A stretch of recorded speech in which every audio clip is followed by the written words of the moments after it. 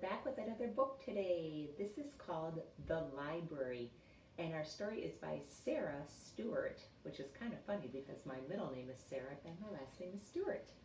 The Library, and our pictures today are by David Small.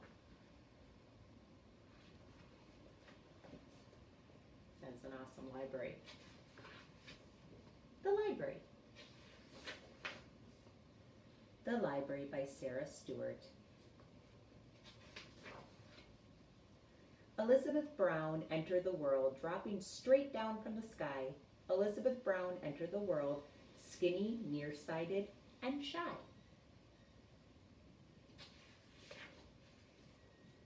She didn't like to play with dolls. She didn't like to skate. She learned to read quite early at an incredible rate.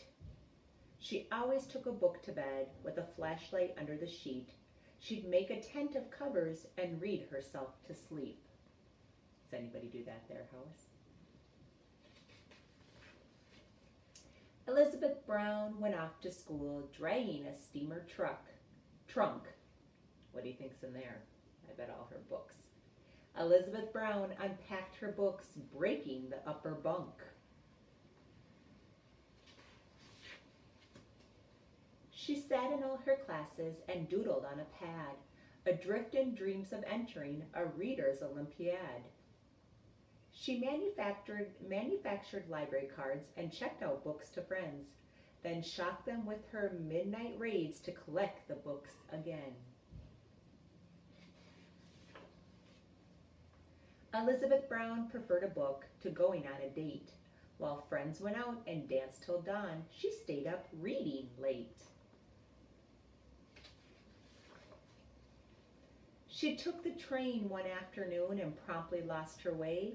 She bought a house and settled down to tutoring for pay.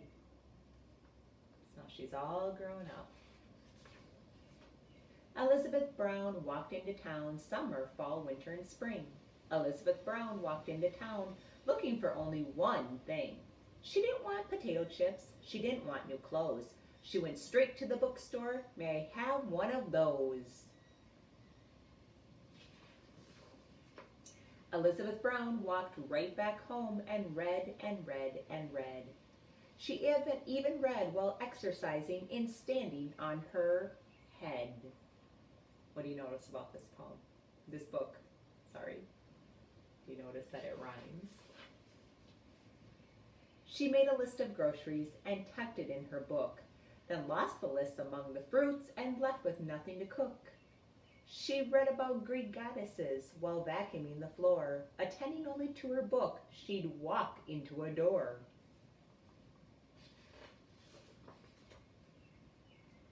Books were piled on top of chairs and spread across the floor. Her shelves began to fall apart, and she read more and more and more. Big books made very solid stacks on which teacups could rest. Small books became the building blocks for busy little guests.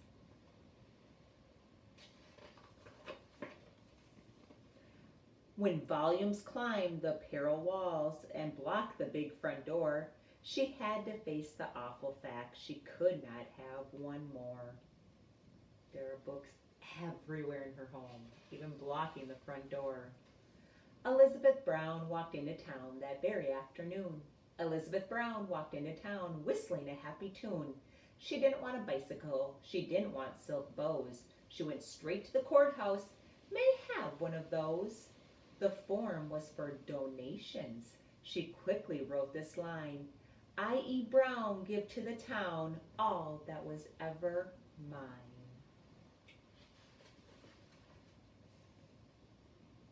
She gave away all her books.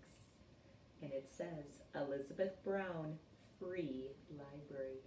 She has a little library now that people can go to get books for free. Elizabeth Brown moved in with a friend and lived to a ripe old age. They walked to the library day after day and turned page after page. After page. The end. So today, you are going to come up with an opinion. Do you think Elizabeth Brown should have donated all of her books? You're going to write about why you think she should have donated all her books or why you don't think she should have donated all her books. Remember, it's an opinion, so whatever you think is what you're going to write about today for your reading response. Think about if you would have been like Elizabeth Brown and given away all your books, or would you like to keep your books? Some people like to keep their books. All right, I can't wait to hear about your opinion about Elizabeth Brown giving away her books. Bye.